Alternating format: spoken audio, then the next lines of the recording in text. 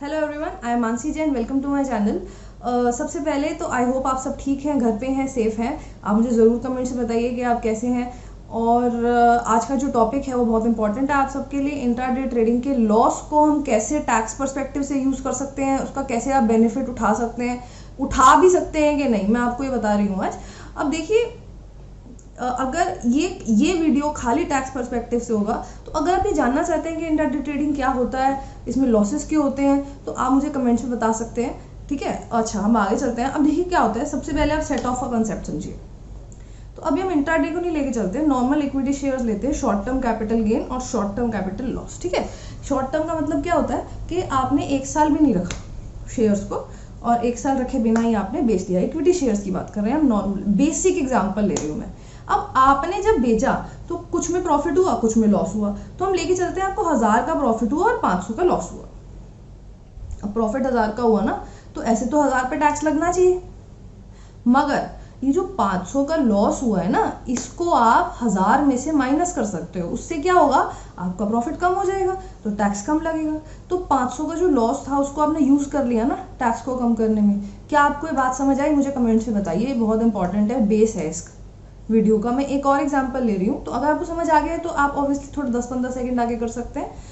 अच्छा, अब एक और एग्जांपल लेते हैं। आपको 700 का प्रॉफिट हुआ, 300 का लॉस हुआ। इक्विटी शेयर्स बेचने से शॉर्ट टर्म आपको 700 का प्रॉफिट हुआ और कुछ में 300 का लॉस हो गया। अब आप इस 300 को 700 में से माइनस कर सकते हैं, तो 700 की जगह 400 पे टैक्स लगेगा। तो इनकम कम हो गई, टैक्स भी कम हो गया, है ना। तो आपने ऐसे इस लॉस को यूज कर लिया, इसको हम बोलते हैं सेट ऑफ। तो मेरे से आए दिन लोग पूछते हैं कि मैम मुझको इंट्राडे ट्रेडिंग में इतना लॉस हो गया, 15 लाख का लॉस हो गया, 3 लाख का लॉस हो गया, 2 लाख का लॉस हो गया, क्या हम इसको यूज कर सकते हैं? क्या इसको हम सेट ऑफ कर सकते हैं? क्या हम इसको कैरी फॉरवर्ड कर सकते हैं? कैरी फॉरवर्ड क्या होता है? कैरी फॉरवर्ड होता है, जैसे अब एक और एग्जांपल लेते हैं। आपको इक्विटी शेयर्स बेचने पे कुछ पे 1000 का प्रॉफिट हुआ और दूसरे पे आपको 1500 का लॉस हो गया। अब 1000 का प्रॉफिट और 1500 का लॉस, तो आपने प्रॉफिट तो लॉस में से निकाल लिया 1000, मगर अभी भी 500 का लॉस रहता है ना। तो अब आप क्या इसको कहीं से भी नहीं निकाल सकते, कभी भी नहीं निकाल सकते, ये वेस्ट हो गया। तो इसको आपको मौका मिलता है अगले साल निकालने का, यानी कि अगर ये 500 आप इस साल किसी भी इनकम से अपने माइनस नहीं कर पाए, तो वो हम अगले साल माइनस कर सकते हैं। अब देखिए, सेट ऑफ और कैरी फॉरवर्ड एक बहुत बड़ा कंसेप्ट है, मैं सब कुछ नहीं डिस्कस कर सकती इस वीडियो में। मैं आपको बस मोटा मोटा इंट्राडे ट्रेडिंग के लिए जो लॉस होता है उसके रिस्पेक्ट में चीजें इस वीडियो में बताऊंगी। ठीक है, अगर आप किसी और तरीके के लॉस के सेट ऑफ इन्वेस्टमेंट से रिलेटेड चाहते हैं वीडियो, तो मुझको कमेंट्स में बता सकते हैं। अच्छा, अब देखिए, अब सबसे पहले तो नॉर्मली जब हम इक्विटी शेयर्स खरीदते बेचते हैं, तो इसका जो गेन या लॉस होता है वो कैपिटल गेन के हेड में आता है। ये हम सबको पता है। इसका कहाँ आता है? कैपिटल गेन के हेड में आता है। मगर इंट्राडे ट्रेडिंग का जो लॉस या गेन है वो कैपिटल गेन के हेड में नहीं आता। वो क्यों नहीं आता? देखिए, अब इसमें एक टर्म आएगा, स्पेक्यूलेटिव ट्रांजैक्शन। स्पेक्यूलेटिव ट्रांजैक्शन क्या होती है? स्पेक्यूलेटिव ट्रांजैक्शन वो ट्रांजैक्शन होती है जिसमें आप किसी कमोडिटी को खरीदते या बेचते हो। वो कमोडिटी स्टॉक्स या शेयर्स भी हो सकती है, मगर आप इसमें एक्चुअल डिलीवरी नहीं देते, ना ट्रांसफर करते हो कमोडिटी की। तो अब हमको पता है इंट्राडे ट्रेडिंग में एक्चुअल डिलीवरी नॉर्मली नहीं होती है, तो इसलिए इंट्राडे ट्रेडिंग एक स्पेक्यूलेटिव ट्रांजैक्शन है। और जो स्पेक्यूलेटिव ट्रांजैक्शन होती है वो जाती है बिजनेस के हेड में। तो बिजनेस का जो हेड है, बिजनेस का जो हेड ऑफ इनकम है, देखिए जब हम टैक्स कैलकुलेट करते हैं तो हम अपने इनकम को डिफरेंट हेड्स में बांटते हैं। एक हेड आता है कैपिटल गेन, जिसमें हम शेयर्स वगैरह को डालते हैं, अभी और भी डालते हैं ऑब्वियसली, मगर मैं खाली शेयर्स का डिस्कस कर रही हूँ, तो शेयर्स को डालते हैं। एक आता है बिजनेस, उसमें आप अपने बिजनेस की इनकम या लॉस को डालते हैं। अब इसमें ही आपका जो बिजनेस की इनकम है वो होती है या तो स्पेक्यूलेटिव या होती है नॉन स्पेक्यूलेटिव। जो इंट्राडे है वो स्पेक्यूलेटिव में आएगा। मैंने बताया क्यों? क्योंकि उसमें एक्चुअल डिलीवरी नॉर्मली नहीं होती है। और स्पेक्यूलेटिव ट्रांजैक्शंस कौन सी होती हैं? जिसमें आप कमोडिटी को खरीदते या बेचते हैं। इसमें कमोडिटी में शेयर्स और स्टॉक्स भी आ जाते हैं, इसमें एक्चुअल डिलीवरी या ट्रांसफर नहीं होता। समझ गए होंगे अब आप।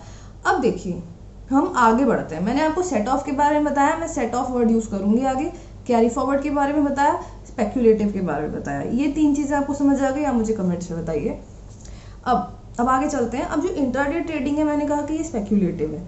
अब जो स्पेक्यूलेटिव ट्रांजैक्शन का लॉस होता है ना, वो आप स्पेक्यूलेटिव ट्रांजैक्शन के इनकम से ही निकाल सकते हैं।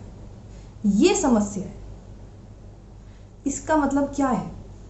इसका मतलब क्या है कि भाई अगर स्पेक्यूलेटिव, अगर आपने इंट्राडे में ट्रेडिंग करी, आपको लॉस हो गया सपोज करो 10 लाख का, और इसमें आपको कोई और इनकम नहीं है और कोई और स्पेक्यूलेटिव इनकम ही नहीं है, तो इस 10 लाख को आप कहीं से सेट ऑफ नहीं कर सकते। ये 10 लाख आप कहीं से नहीं निकाल सकते। समझ रहे हैं आप? अब ये मैं आपको इसका रेलेवेंस दूसरे एग्जांपल से देती हूँ। अब सपोज करते हैं आपको इंट्राडे ट्रेडिंग में इनकम हुई 15 लाख की और आपको अपने बिजनेस में लॉस हो गया 10 लाख का, तो आप इस 15 लाख में से नॉर्मल नॉन स्पेक्यूलेटिव बिजनेस के लॉस को तो निकाल सकते हैं। तो यानी कि आप 15 लाख में से 10 लाख को निकाल सकते हैं। आपको 5 लाख पे टैक्स देना होगा, यानी कि आपकी इनकम में 5 लाख जुड़ेगा, मगर उल्टा नहीं हो सकता। यानी कि अगर आपने इंट्राडे ट्रेडिंग में लॉस किया 15 लाख का और आपको नॉन स्पेक्यूलेटिव इनकम पड़ी है 20 लाख की, तो इस 15 लाख को आप 20 लाख में से नहीं निकाल सकते। आपको 20 लाख को ही जोड़ना है इनकम में। और ये 15 लाख का क्या होगा मैम?